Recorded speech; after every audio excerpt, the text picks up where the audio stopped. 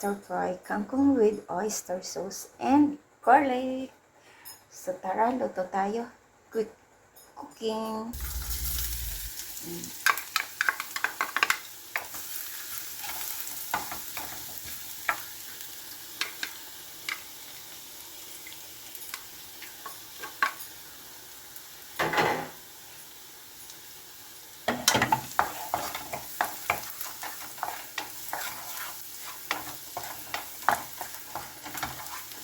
Bango.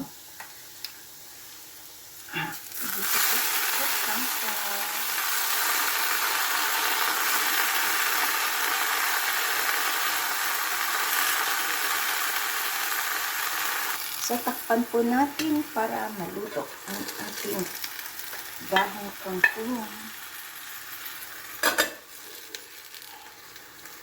Buksan po natin.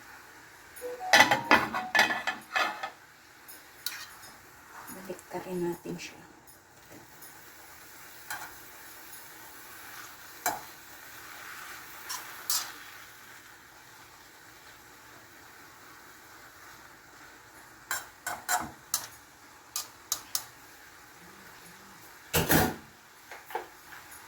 At maglalagay po ako dito ng oyster sauce.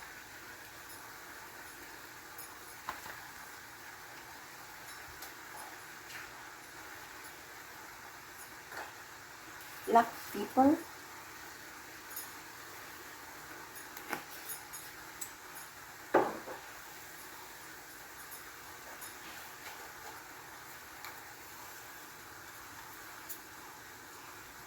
Sesame.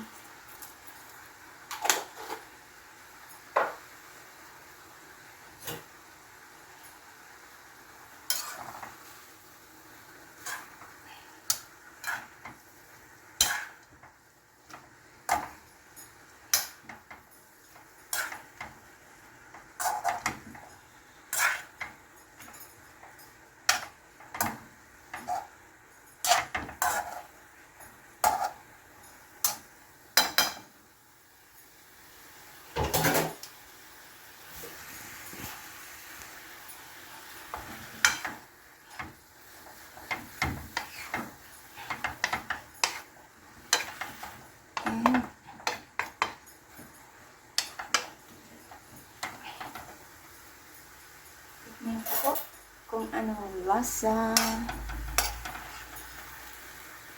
Ang sarap.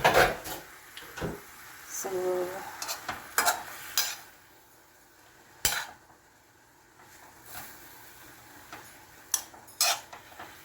madali lang siyang gawin. Diba?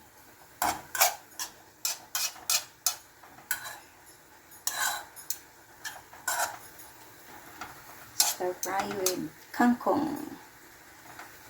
Oyster sauce lang siya and garlic.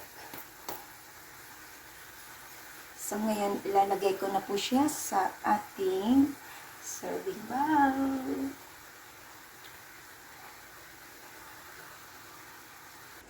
So ayan.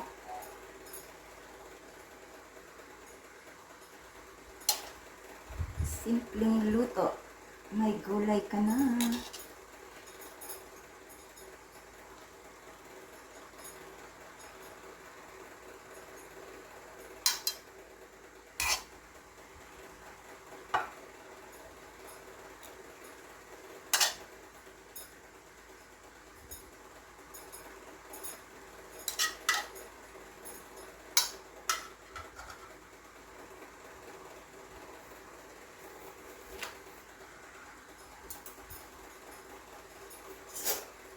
At ilagay natin yung sabaw.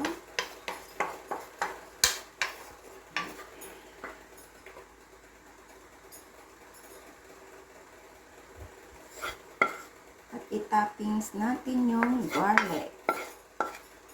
Yummy!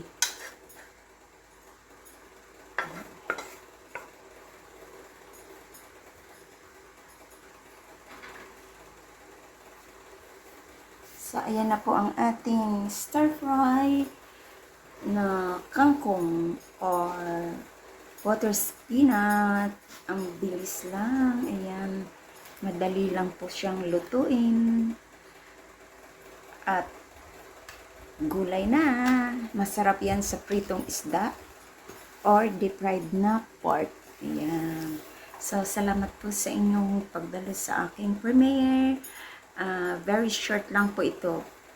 Ayan. Stir fry kangkong with garlic and oyster sauce.